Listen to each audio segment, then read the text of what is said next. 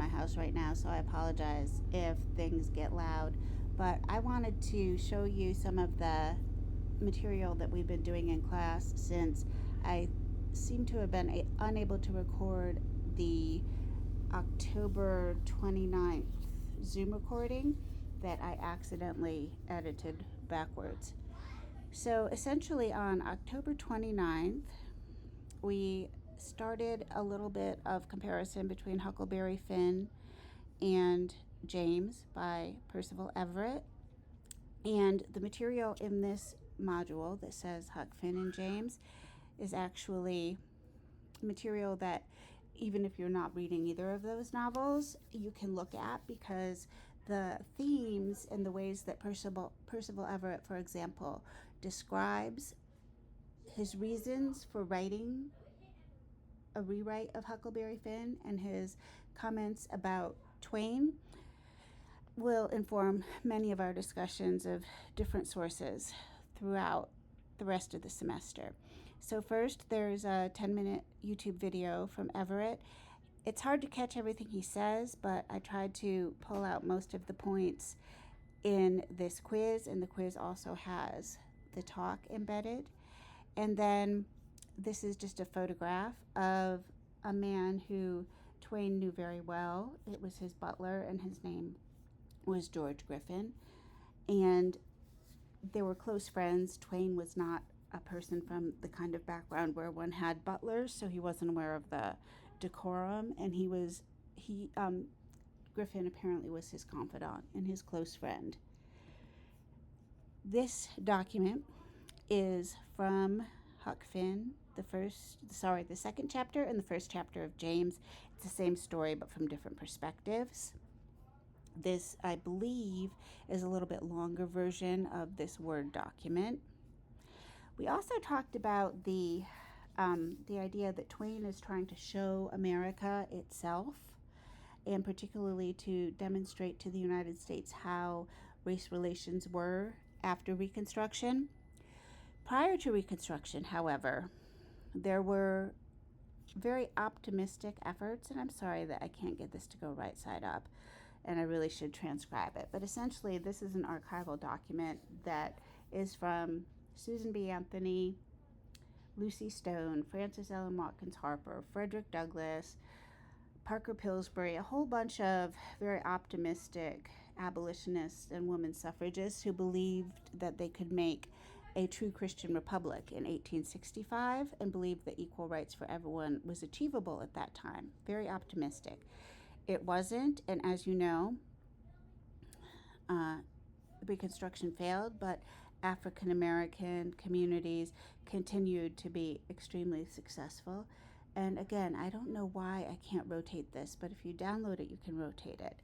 Frances Harper's novels appeared in the Christian Recorder, which was the newspaper of the African Methodist Episcopal Church from, I believe, the 1850s and still existing today.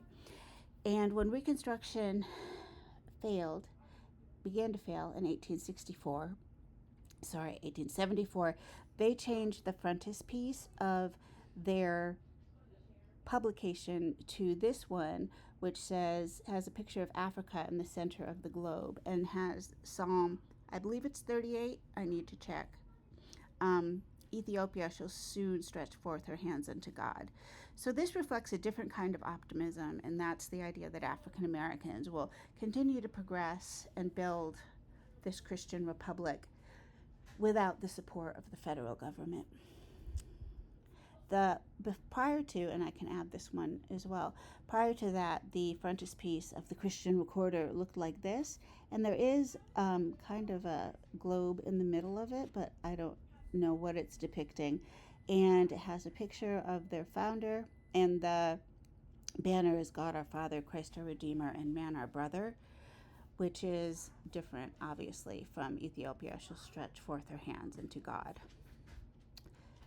And the last item to look at is Paul Laurence Dunbar's poem, Sympathy, which we discussed in class, and we focused on the change in imagery from the first stanza to the third.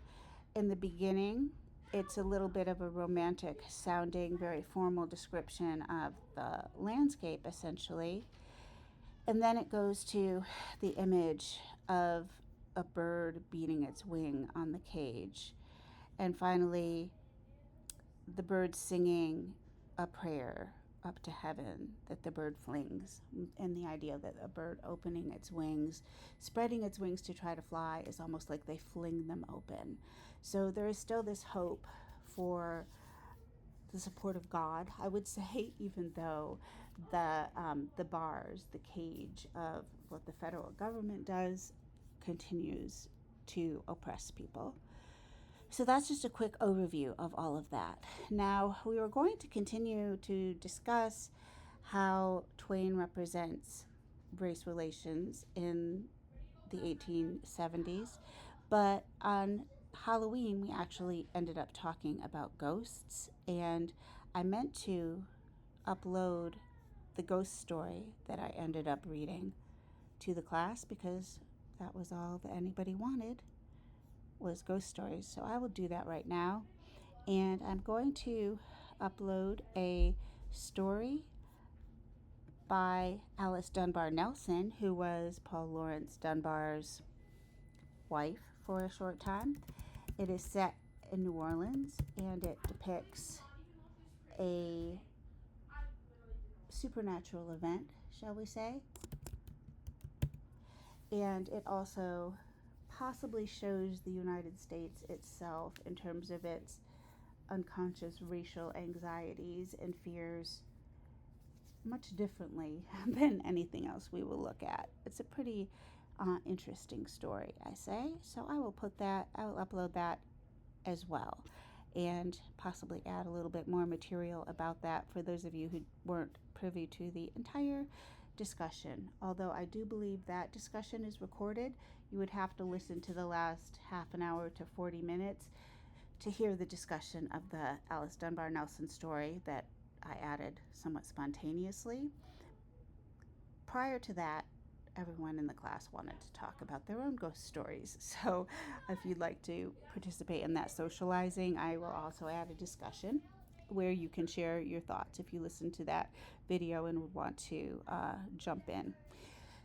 Please let me know if you have any questions. We're continuing with this material this week thus far, and I will let you know in advance if I add anything new from the other novels that we will be looking at.